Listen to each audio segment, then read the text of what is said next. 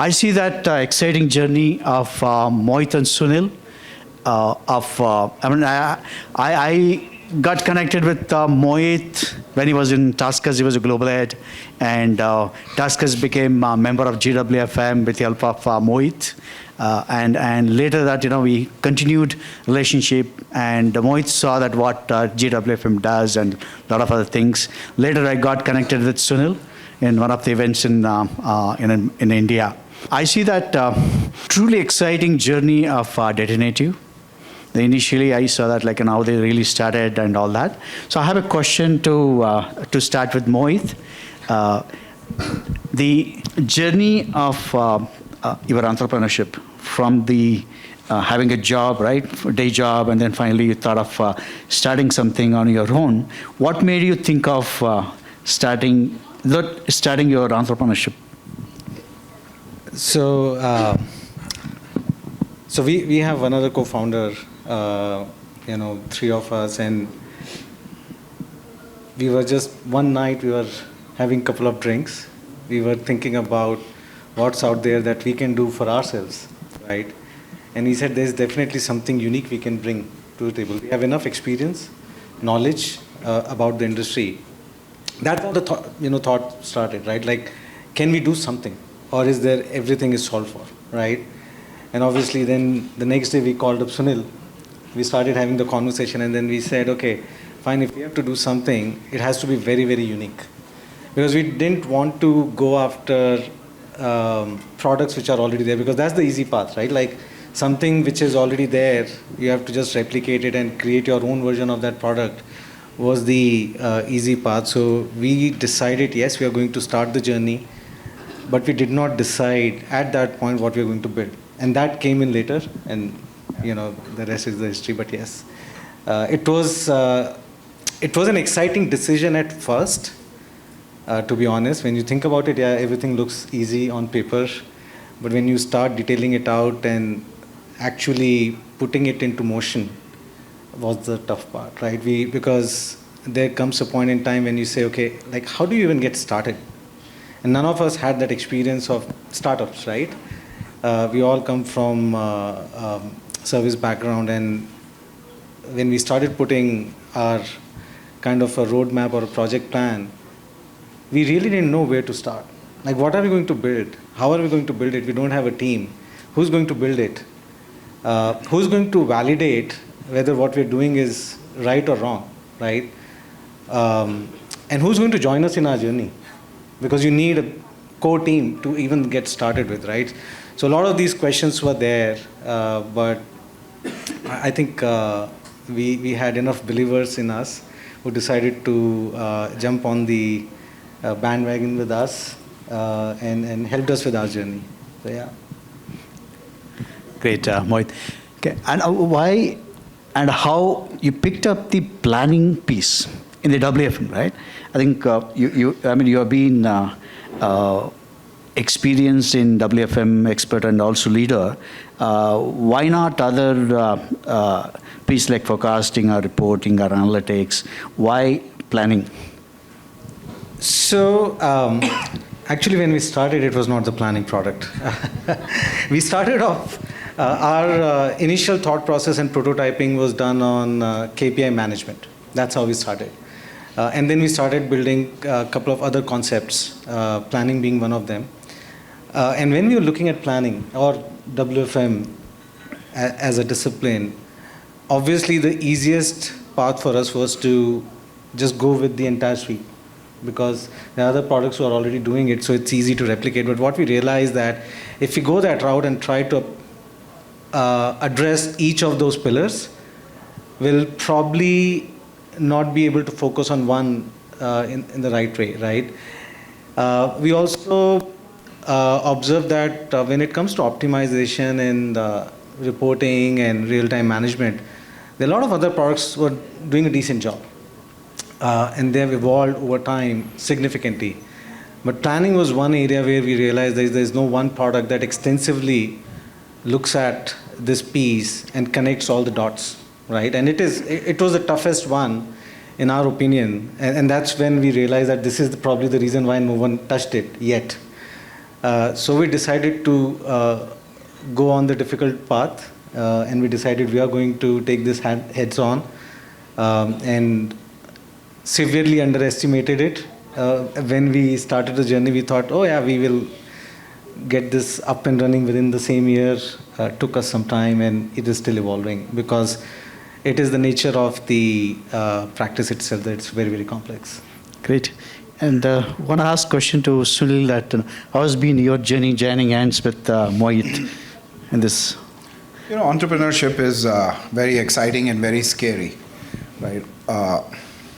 Both of us who eventually got involved full time were doing pretty well in the corporate world. We were making decent money.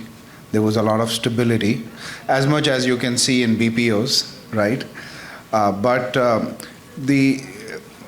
I think there is an itch in everyone to create something of their own, and his primary itch was to create a product.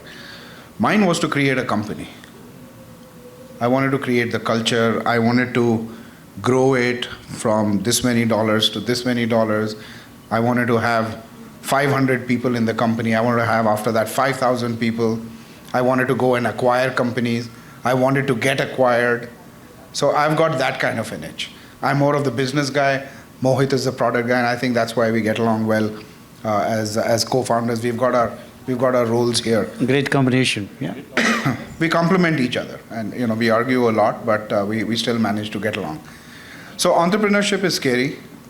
Still remember, when we all had to dip into our savings for a month, when there was only $2,500, and we surprisingly got a client payment 1 month early, and it was like wonderful. So we have been through that journey, right? We still didn't have to mortgage our homes, thankfully, and now we are fairly comfortable.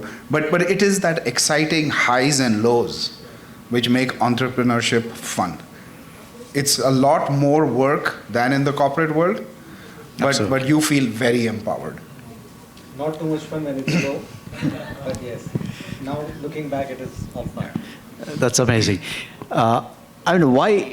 Why the name as Datanitiv instead of planning or workforce management, or how this came through, and whose idea was this, and how did this arrive, and how did this become a kind of brand and then registered trademark? So we three co-founders were together looking for names, and we were not a capacity planning company at that point, right? We were around KPI management. We also had a back office tracking tool. We had sort of thought about doing. We built a prototype, and these were all projects. We knew that it was to do something with data. That was the underlying factor, because we always believed that there has to be a single source of truth when it comes to data, and we wanted to be trusted for that. So we thought about a lot of names, and then finally Mohit was not available. The other co-founder and I finalized the decision, and it is built around data and definitive. So definitive data became Datanitiv, and that's how the name came about. I hope in the next 20, 30 years, when an example is given to compare with Google and Google, maybe somebody will talk about how the name Datanitiv came about. That's my itch, right? That's amazing journey, and very inspirational. For me, it's very inspirational. In fact, I'm also, come through the kind of similar journey, and I can empathize this, and want to understand that, what is the way forward, and what do you want to add that Datanitiv, that in next 1 to 5 years down the line, where you want to yourself, where you want to see yourself, how you want to really grow. Some light that if you could just throw on that. It's a product question, so it'll go there. I mean, there's a lot that we still have to do, but there is one key component, or the fabric of our organization, or the DNA of our organization is we're very, very agile. Right? We do not operate like other product companies. While we have not built product companies in the past, but we have worked with them, right? One pain point we always used to feel as users, that once they've sold the solution, it's difficult to get hold of them, and it's even difficult to have them customize the product to fit your needs. And over time, because of the way how industry is set up, you are expected to adjust your processes or customize your processes to fit the product, right?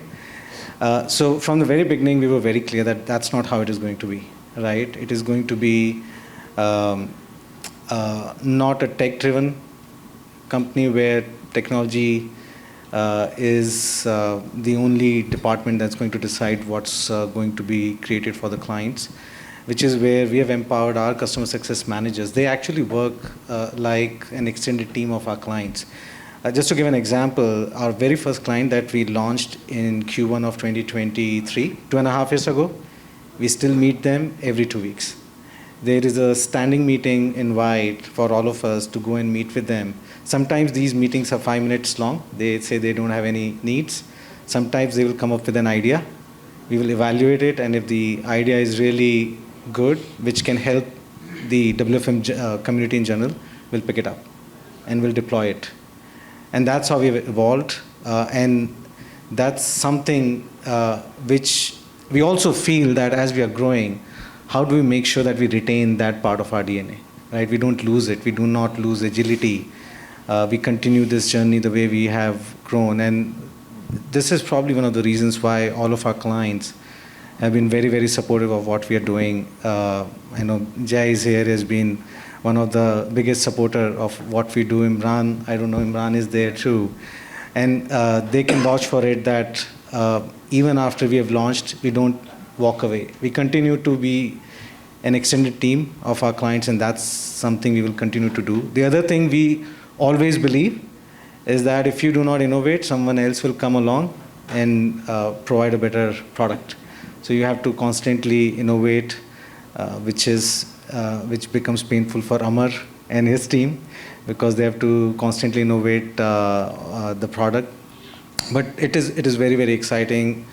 The good thing is whether it's our technology team or our product team, they love what they're doing, right?